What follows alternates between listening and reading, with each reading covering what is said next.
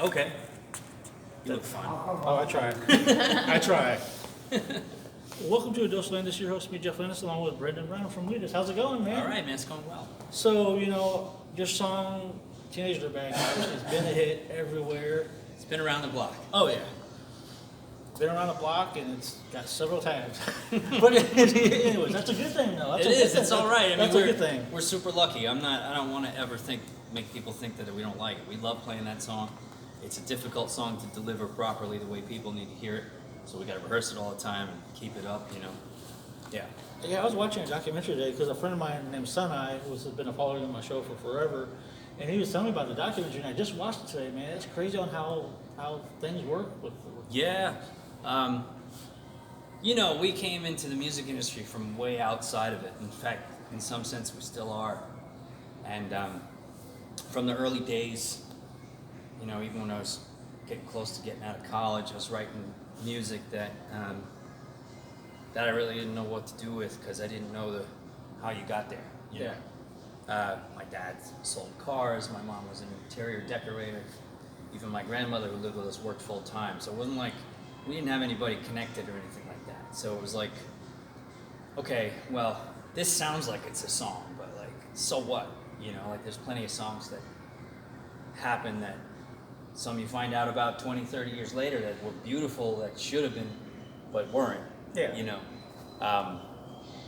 So kind of stumbled through different versions of it, recording it over and over again to try and get that hybrid right because we didn't know what we were doing.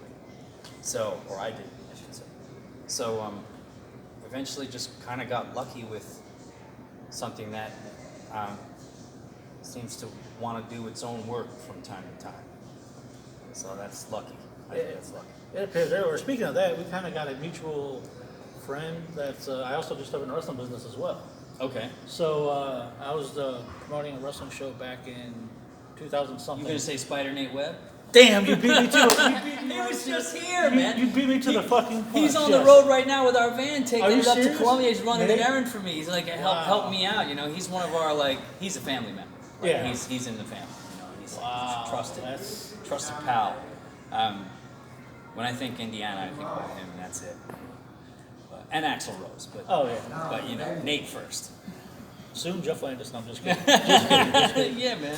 But because me and Joe were talking about that, I was like, man, Nate was actually one of my wrestlers that was on the show because he fought Stevie Lee, and then I seen you perform for them. Perform for him as Walked well. in, I was we like, played him wow, in. Yeah, that's awesome. Yeah, we love Nate, and that's another lucky thing. Like, I don't know how we got sort of embraced by the indie wrestling community, but that is a subculture of the most serious, dedicated fans in the world, and it's an honor just to be included in their world. And it was Nate that did it. I mean, Nate's been walking out to Teenage Dirtbag since it came out for 22 years or whatever. So, he's one of our. Even though we weren't friends for a long time, we didn't know each other. We were overseas, and I would see a video here and there and not really know who he was. I wasn't connected to the indie wrestling thing in the States. So we finally hooked up in 2018 at Joey Janela's Lost in New York.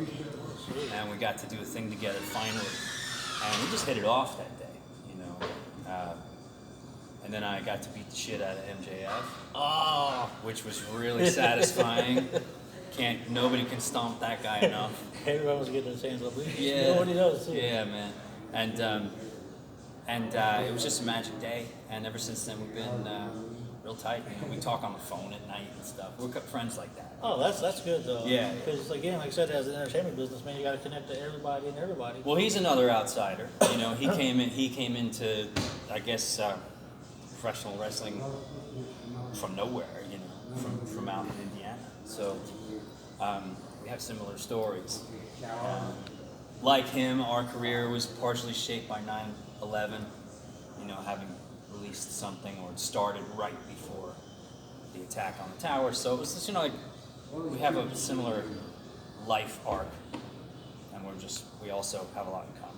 That's good. You get to relate to people, and then again, your song does it too, especially people who's like I said before, that they're down on their luck and they think, man, I feel like I'm alone. But then your song makes everybody show, hey, this is possible. Yeah, it is possible to come out of nowhere and have a thing. You got to be real lucky, and it helps to learn a few hard lessons before that. To watch out for the snakes and the arrows, you know. Because I had been through a few other record deals prior to the one where I was the singer, and I had seen a little bit of the whole thing.